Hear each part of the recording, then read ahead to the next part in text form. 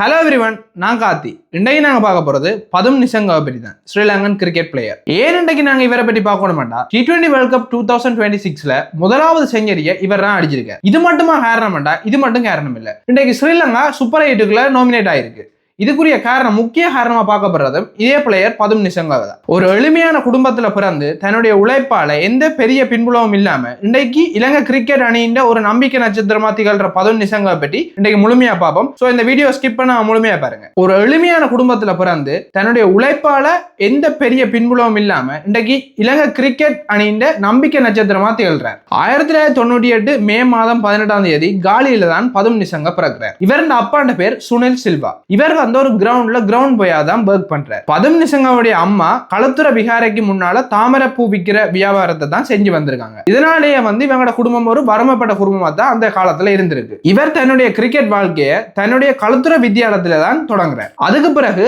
கொழும்புல இசிப்பத்தான காலேஜ்லயும் தன்னுடைய கிரிக்கெட் வாழ்க்கையை தொடர்ந்து கொண்டிருக்கிறார். இவர் ஸ்கூல்ல படிச்சு கொண்டிருக்கே ஸ்கூல் சாம்பியன்ஷிப் டோர்னமெண்ட்ல ஒரு அன்பீட்டன் டபுள் செஞ்சுரி ஸ்கோர் பண்றார். 205 ரன்ஸ் 190 பால்ல இவர் அந்த மேட்ச்ல பிளே பண்றார். எந்த டீமுக்கு எதிராண்டா, பிரசிடென்ட் காலேஜ் ராஜகிரிக்கு எதிராக. அதுக்கு பிறகு 2017ல லிஸ்ட் ஏக்காக டெபியூட் ஆடுறார் அம்மாந்தோட டிஸ்ட்ரிக்டுக்காக ஒன் டே டோர்னமெண்ட்ல. அதுக்கு பிறகு 2018ல SLC T20 டோர்னமெண்ட்ல பதூர் ரிலியா ஸ்போர்ட்ஸ் கிளப்புக்காக தன்னுடைய டெபியூட்டை ஆடுறார். தன்னுடைய சிறந்த ஆட்டத்தை ஒன் டேலையும் T20லையும் காட்டினதால 2019 மார்ச்ல கண்டி ஸ்குவாட்ல இவருடைய பேர் வருது 2019 சூப்பர் ப்ரொவின்சியல் டீமுக்காக. அதுக்கு பிறகு 2021 SLC கிரீன்ஸ் டீமுக்காக இன்விடேஷனல் T20 ட்ரோஃபிலையும் கொழும்பு ஸ்டார்ஸுக்காக லங்கா பிரீமியர் லீக்லையும் இவர் ஒப்பந்தமாக விளையாடுறார். இப்படியே நேஷனல் ஸ்டேஜ்ல தன்னுடைய திறமைகளை காட்டிக்கொண்டிருந்த பதும் நிசங்கா 2021 ஸ்ரீலங்காவுக்கும் வெஸ்ட் இண்டீஸுக்கும் நடந்த ஒரு சீரீஸ்ல 3 ஃபார்மேட்லயுமே பதும் நிசங்கா டெபியூட் பண்றார். 2021ல டெபியூட் ஆடின பதும் நிசங்கா 2026ல T20 டெஸ்ட் ODI இது மூன்றுலயுமே 50க்கு மேல தன்னுடைய ஸ்ட்ரைக் ரேட்டை